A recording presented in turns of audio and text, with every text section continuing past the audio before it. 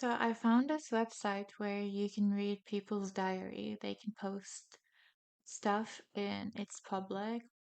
And I was just looking through it the other day and I feel like I do want to read some diaries. It gave me a perspective other than myself and got me to get out of my head and just put myself in other people's perspective and it was really fun to do.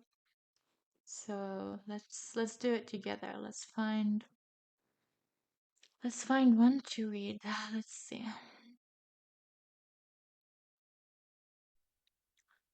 This looks fine. Let's read this one. This one is by Ember Rose, posted on April 23rd, which is today. And it says, "Why am I here? I deleted my last few diaries. It's nothing new. I have done it a million times before.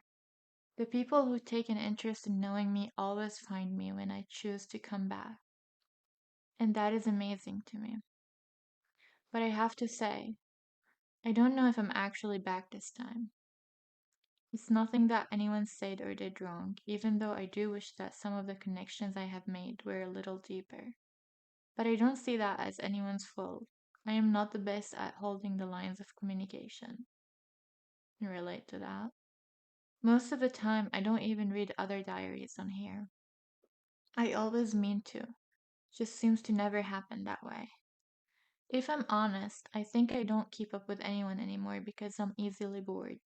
I know, that's incredibly rude of me. But I don't know you, and even though some seem to think they know me, they really don't. They only know what I allow them to see. It's true. I mean, everyone does that, right? You only show people what you want them to see, kind of. And if someone is more aware, they can see what you hide beneath what you're hiding. Um, I think that's what any of us wants, someone to be able to understand the them behind the mask. And we all wear masks to a degree. Anyway, let's go back to the diary. It's like looking through a keyhole in a locked door. You may think that you know what is going on, but without the whole picture, you're just left to draw your own conclusions. Or you could simply just ask, but no one ever does. Maybe that is too easy in today's world. Or maybe people are just like me and they just really don't know what to say. Or have any ideas of what to ask. Maybe they don't care. Who knows? Does it even matter? Why are we here anyway? Are we here to connect with others, or are we here because this is a safe space for people to be exactly who they are or who they wish they were without the fear of judgment? I'm here for the latter, personally. I'm here because it's a safe space to be my authentic self, though I do question that safety. See next entry. Interesting. All right, let's see her next entry.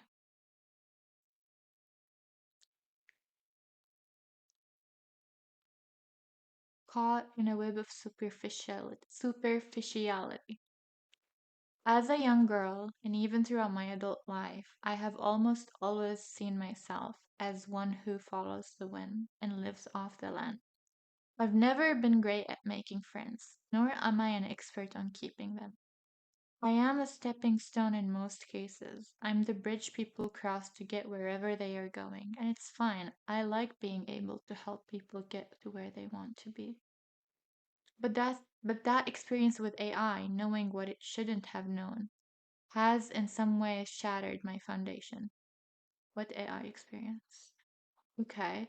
And if you know me at all, you know that I believe this has happened for a reason. It's a sign and a warning. It's Hike, I don't know how to pronounce that. Or the universe showing me yet another crossroads. Showing me a path that aligns with my spiritual self, connecting more with nature in the natural world, as well as a more forgive the word, superficial word. This word paints a picture of a society that needs technology to survive. Every moment needs to be documented and tapped into on screen that is slowly killing us. And it's bullshit, but we all, including me, do it. True. Life was so much easier in the 80s when all I had to worry about was my mom finding a book beneath my mattress. Now I'm caught in this eternal web of superficiality. There needs to be a balance. I think that I'm going to shy away from using AI, at least to start with. More restrictions may fall on the future as I try to navigate my life in the natural world that is unfortunately run by computers. Yeah, I mean, this is very interesting. It's true. All living on a screen now. We lost touch with our actual instinct. I mean, we forget that humans are animals. Let's see her other. She has another one.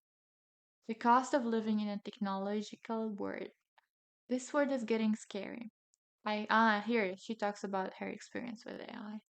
I recently had an experience with AI. So let's see what happened. Telling me something about a situation that it just shouldn't have known. I didn't write about it. I didn't give it that specific information. So how did it know? Wow. This experience has left me a little bit fearful of expressing myself online.